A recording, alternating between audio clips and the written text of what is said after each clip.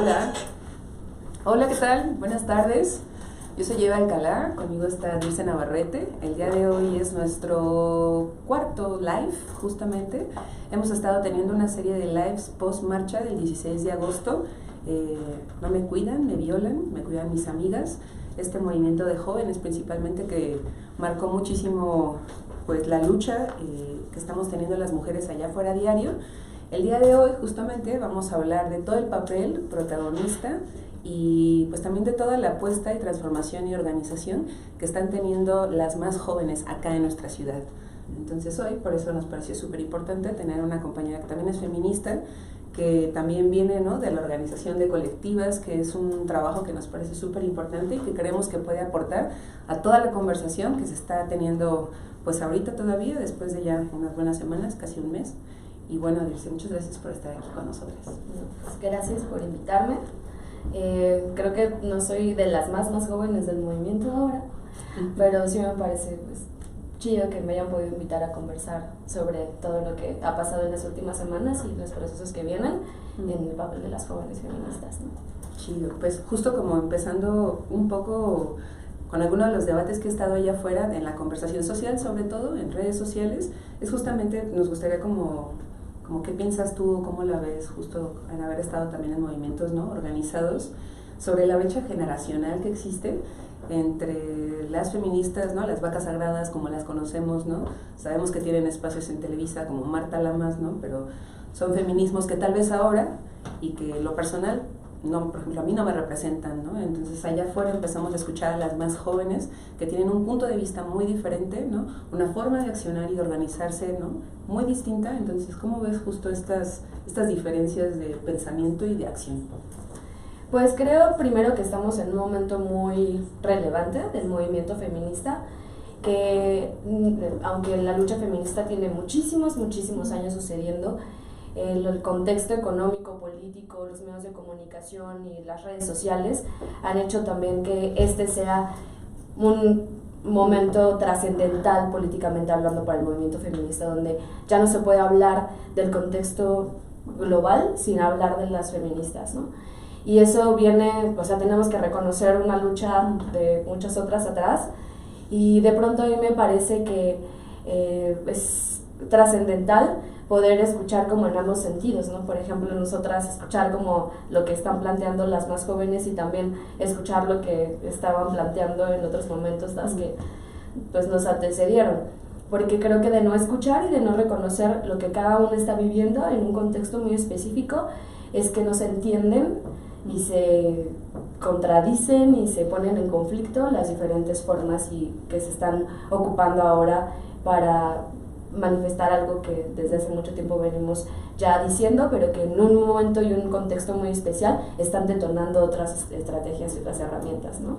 Y te dijiste algo como muy importante, no nos escuchamos, ¿no? Y creo que dicen algo como muy importante porque justo es una lucha que viene de siglos, ¿no? O sea, de mucho tiempo atrás, y que a veces no nos detenemos como a ver justo las experiencias o todos los aprendizajes de las otras compañeras, ¿no? Que si bien tiene que ver como con un contexto geopolítico muy particular, pero ¿en qué momento podríamos encontrar justo ese momento de encuentro y de diálogo? ¿Qué posibilidades puede haber para eso? Pues creo que parte mucho de un ejercicio de autocrítica que tenemos que estar haciendo constantemente de nuestro rol en las luchas, ¿no?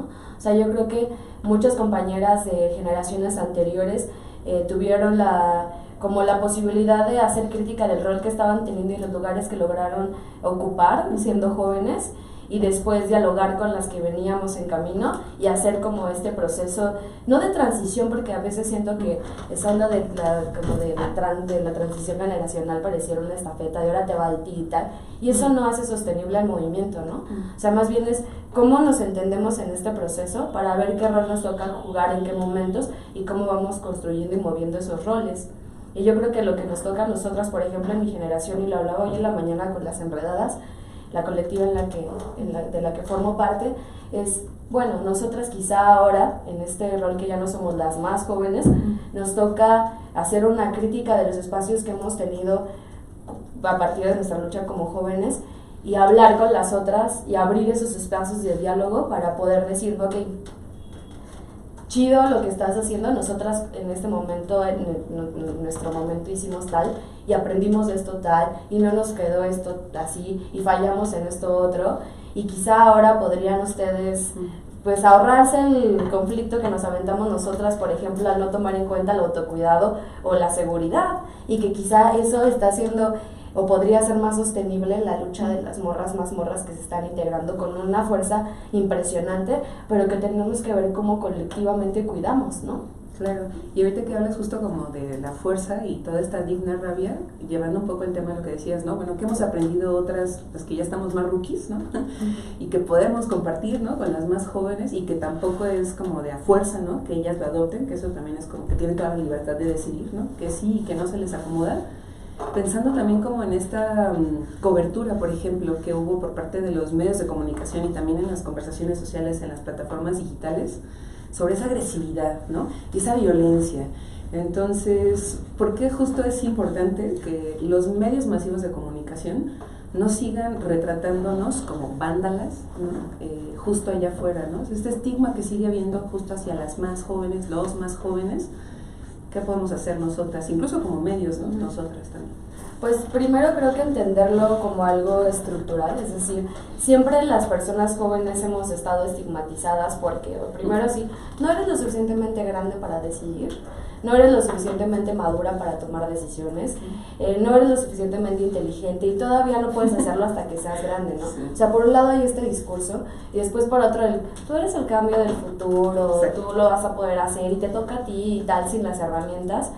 Y después, ahora se ha configurado, o bueno, no ahora, sino que ha sucedido, pero antes sucedía creo más hacia los hombres jóvenes que eran los que estaban en las luchas y las mujeres jóvenes de pronto no eran las que estaban en medio de romper un vidrio y tal. Y creo que tiene que ver con este papel de resistencia y estar en contra de lo que el sistema siempre nos ha dicho de nosotras mismas, ¿no? De que nosotras pues sumisas y hacemos caso y nos callamos.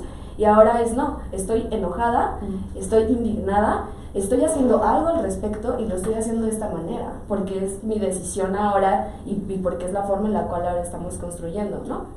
Y yo creo que algo que no se me hace chido de pronto es enfrascarnos en violentas o no violentas, sino creo que también nos han arrebatado ese espacio político de la violencia. Sí. Y creo que retomarlo y también poder resignificarlo de, claro, estoy en un lugar violento y estoy en medio de la guerra, no puedo estar en paz ante eso, ¿no? Entonces yo creo que cuesta mucho trabajo que de pronto entendamos que es súper válido, que tengamos estas expresiones y estas formas de resistir y de luchar.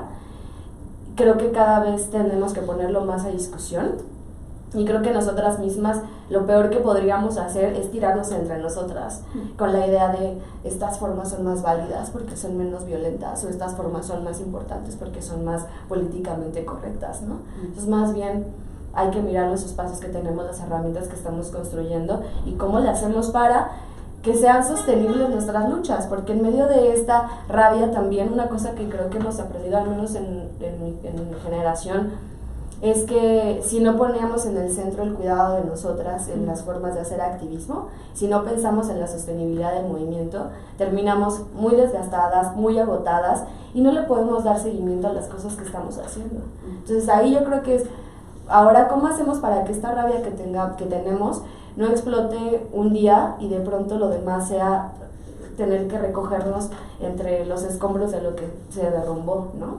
Sí, retomo como dos cosas que creo que no vamos a alcanzar a hablarlo en este live, pero creo que estaría interesante como seguir ahondando en dos cosas que dijiste que me parecen súper importantes, que una es como cómo hacer sostenible justamente la lucha y todo el movimiento, poniéndonos nosotras al final esos cuerpos que están poniendo el cuerpo en las calles, ¿no?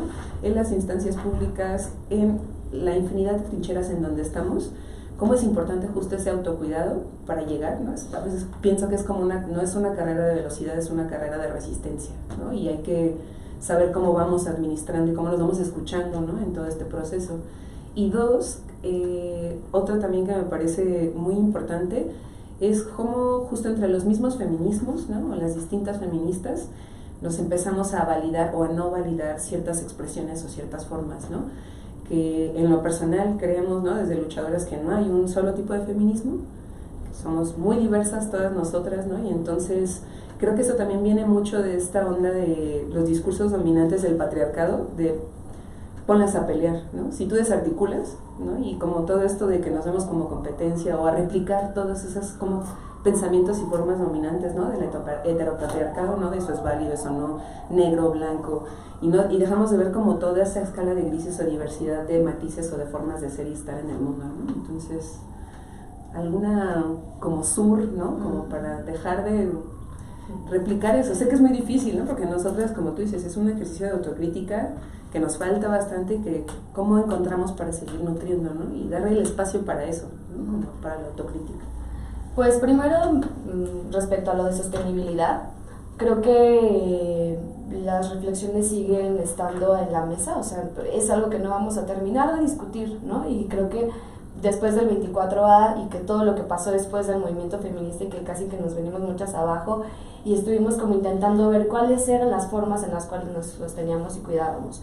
Y justo creo que ahora hay, al menos me parece a mí, dos claves dentro de esta sostenibilidad, y una es la de las redes, que ya lo hemos hablado muchas veces, pero que en este contexto, en contexto México, me parece que esas redes ahora se tienen que pensar descentralizadas.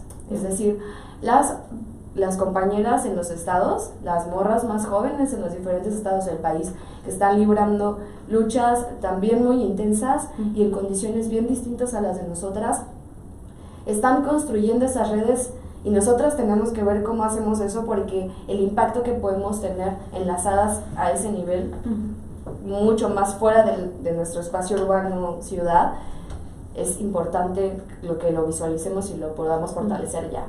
Y eso creo que tiene que ver con la sostenibilidad, porque entonces no es una que está, además a veces creemos que nosotras estamos como, teniendo ahí el movimiento, ¿qué hacemos con el mundo? Así como de, no, a ver, aguántate un chingo, o sea, somos un montón de todas partes, y si miramos y podemos reconocer las luchas de todas las demás, entonces vamos a entender que no depende de nosotras nada, y que nunca ha dependido de nosotras nada en realidad, y que más bien estamos construyendo con las demás otras posibilidades de mantener esta lucha.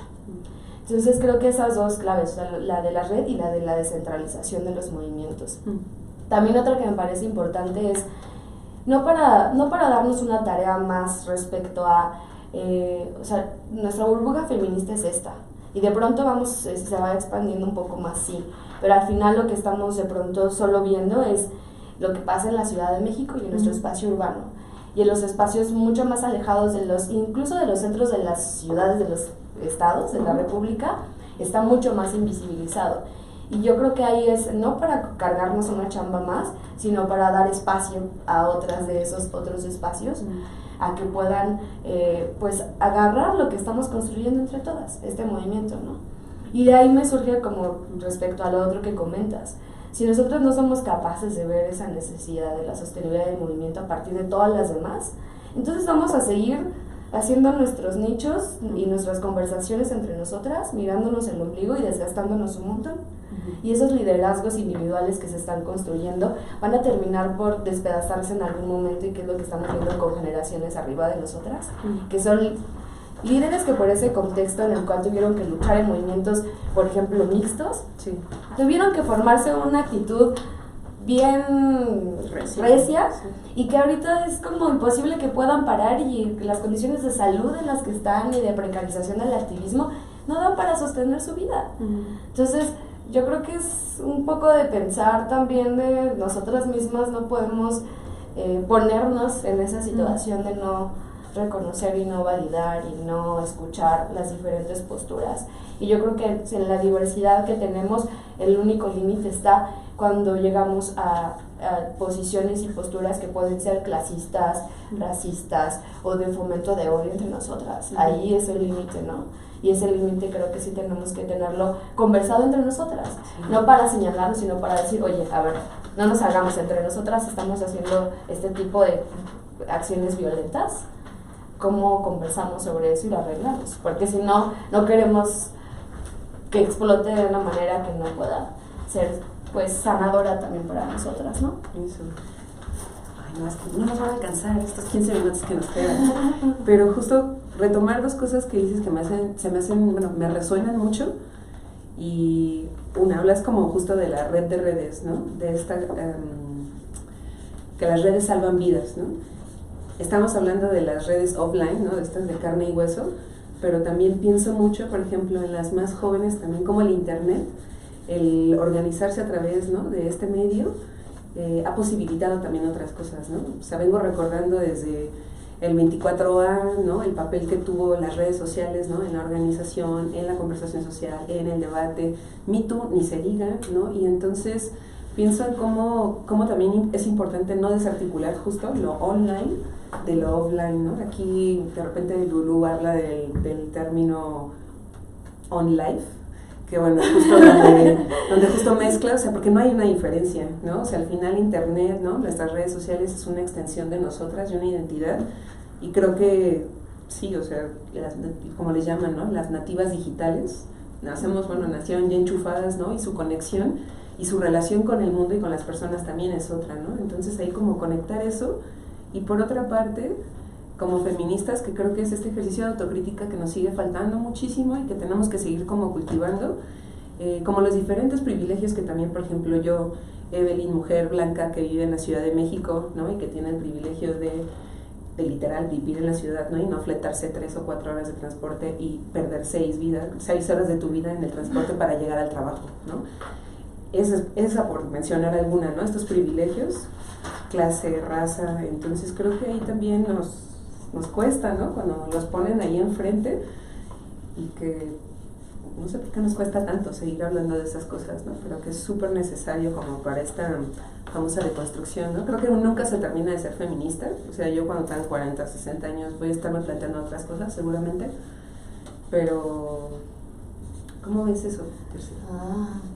Qué fuertes preguntas. Bueno, la primera creo que, o sea, justo la generación de feministas más joven lo tienen mucho más claro que nosotras. O sea, la relación entre línea y afuera y offline y online lo tienen clarísimo. Yo creo que más bien ahí las que estamos atoradas somos nosotras, porque, bueno, y cada vez menos. Al final es súper claro. Me acuerdo que cuando empezaron los scratches en la Facultad de Ciencias Políticas, por ejemplo, era una acción súper fuerte para ese contexto muy en específico de la universidad, el denunciar a tu profesor y ponerlo en evidencia, y muchas feministas de otras generaciones estaban, ¿cómo creen? No pueden hacer eso, ¿no? Y nosotras, entre que no sabíamos cómo hacerlo, pero estábamos hartas y teníamos como que armarlo, íbamos conversando sobre cuáles eran las formas, ¿no? Cuáles eran las formas de hacer justicia a lo que nos estaba sucediendo. Y de pronto van pasando muchas cosas, pero llegamos hasta el Me Too, con una fuerza ya posterior de algo que se había armado, pero que con la capacidad de las redes sociales se detonó a un nivel que nosotras no hubiéramos logrado en el contexto de la Facultad de Ciencias Políticas en ese momento. Y eso tuvo un impacto y una voz que trascendió muchísimo. Y ese nivel de trascendencia incluso llega fuera de las redes sociales a medios de comunicación masiva como la televisión, y que impactan de otra manera los espacios en los que parece que no podíamos llegar de otra manera. Entonces al final es como reconocer esta gran herramienta que tenemos, saber cómo juega a nuestro favor, y también no dejar de mirar lo que en ese espacio se está también reproduciendo de violencia, ¿no? Es decir, después del Me Too, todos los contraataques que llegan a las morras que están en redes sociales, e incluso fuera de las redes sociales, y que con lo de las últimas marchas ustedes lo vivieron muy intensamente, pero que ha sucedido también a otras compañeras. Y al final, esta parte de la sostenibilidad del autocuidado implicaría mirar esas herramientas que tenemos, pero no descuidarlos como esos espacios políticos que son parte de lo mismo, ¿no? Y ahí ustedes lo tienen mucho más claro, y las morras lo tienen más aún. Y yo creo que lo que nos toca a nosotras es compartir esas experiencias que hemos tenido y amplificar esa voz de lo que está sucediendo y que están armando ellas, ¿no? Al final, o sea, apenas algunas compañeras están organizando en un gran chat de WhatsApp con una serie de asambleas en 16 regiones en el Estado de México, y es algo que a lo mejor mi generación había hecho una asamblea de 4 horas para quedar en algo y no lo lográbamos, y la neta es que las morras tienen o sea, no solamente es esa herramienta, sino mirar otra forma de organización. Y cuando decían, es que el mito no tiene una organización, que vengan las organizadoras, así no estás entendiendo nada. La organización justo está así, esa es la forma de organizarnos. Y esas redes permiten que eso se entienda de manera distinta, y nosotras no estamos entendiendo porque queremos que sea como hemos estado acostumbradas a tomar decisiones y a organizarnos, y eso es muy distinta, ¿no? Entonces, esa. ¿Cuál era la otra? ¿Me recuerdas la pregunta?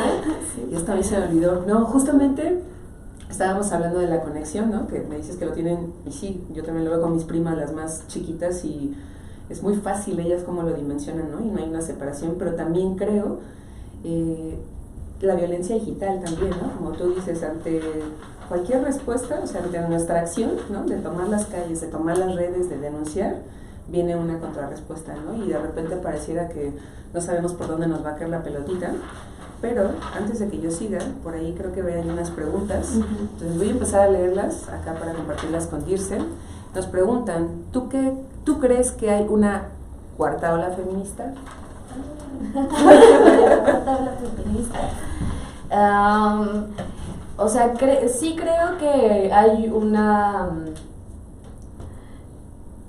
creo que hay en los últimos años, y creo que con el movimiento del aborto en Argentina fue mucho más evidente, pero que no estaba solo ahí, sino que se venía gestando antes con el Ni Una Menos también en Argentina, pero en otros espacios también, sobre todo de América Latina, aunque creo que es a nivel global, pero digamos que América Latina, con una voz muy potente, ha venido a construir un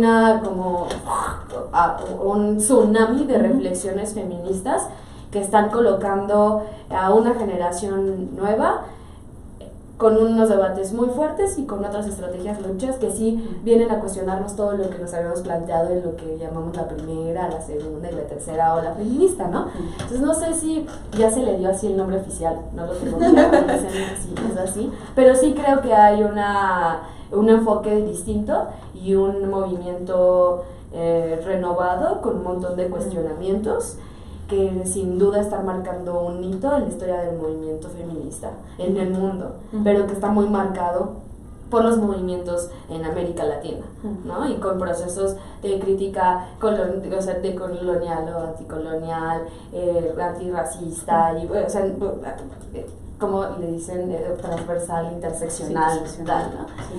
Entonces creo que sí hay una pauta ahí importante de pensar, ¿no?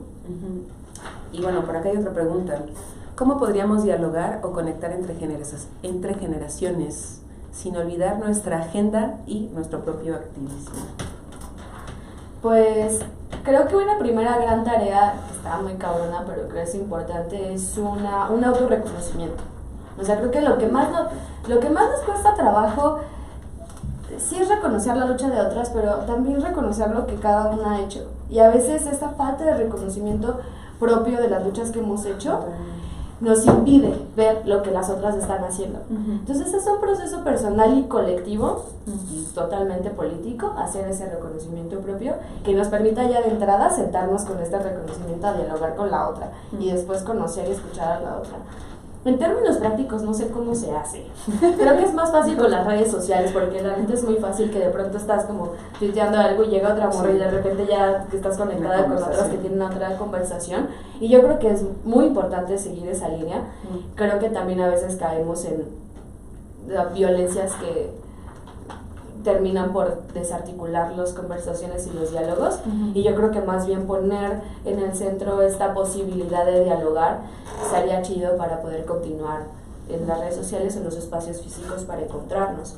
Y yo creo que sí sería buena onda que las generaciones, nosotras o nuestras generaciones un poco arriba de nosotras, por ejemplo, tengamos esa iniciativa de abrir esos espacios con las otras morras, y que las morras más jóvenes si quieren le entren a la compartición, porque al final también tenemos una historia que contar, ¿no? Y como dar sentido a eso que se está construyendo. Y bueno, hablando de esto también, por ahí preguntan, ¿por qué los medios siempre buscan a Marta Lamas? Los medios hegemónicos siempre buscan a Marta Lamas. Es que es una pregunta que nos hacemos todo el tiempo. Sí. Yo creo que tendríamos que armar una lista de... Y a ver, si somos un poquito... O sea, ¿qué tanto de eso podemos nosotras... cambiar, ¿no? Es decir, creo que a veces cuando nos piden referencias para alguien que vaya a dar una entrevista, solemos incluso nosotras mismas empezar a construir Martas Lamas, sí, más jóvenes y así, ¿no? O sea, creo que a veces empezamos a hacer referencia de las mismas todo el tiempo y está chido. Yo creo que nos toca, y a las que a veces tenemos estas posibilidades en esos espacios, hacer esa crítica. Y yo la verdad creo que, o sea, hay personas como Marta Lamas que tienen claramente ya un poder en los medios de comunicación, en esos otros espacios, pero lo que tenemos que hacer es no darles también ese poder en nuestros propios espacios y en nuestros propios diálogos y en nuestra construcción de movimientos. Entonces yo creo que hay ahí una chamba que tenemos que hacer, y yo de verdad hablaba con algunas compañeras y decía, creo que de verdad tenemos que armar un acuerdo entre nosotras, algunas, y decirnos, de verdad te voy a decir como amiga, cuando crea que estás cayendo en una actitud que no está chida, o mala onda, violenta, o lo que sea, y tú en buena onda vas a tratar de mirar, o sea, como hacer esa reflexión y poder decir, siéntate tantito, ¿no? O sea, yo creo que desde un lugar más chido podemos hacerlo, aunque no llegue al punto en el cual ya es como, no, tú, ¿no? Entonces yo creo que le está faltando un poco de entendimiento de los movimientos, del movimiento de las jóvenes más jóvenes a Marta Lamas y a muchas otras compañeras, porque no creo que sea una cuestión personal, individual, sino generacional, y hay que entender los contextos en los que ellas también estuvieron luchando, pero también hay que hacer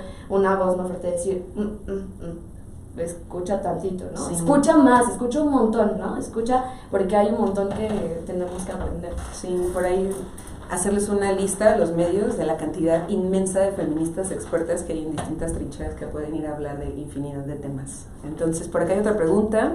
Tú has estado con morras de la Marea Verde en todo el país. ¿Qué has visto? ¿Qué ha sido lo que más te ha movido? ¿El mayor aprendizaje? ¿Cuántas horas tengo para hablar?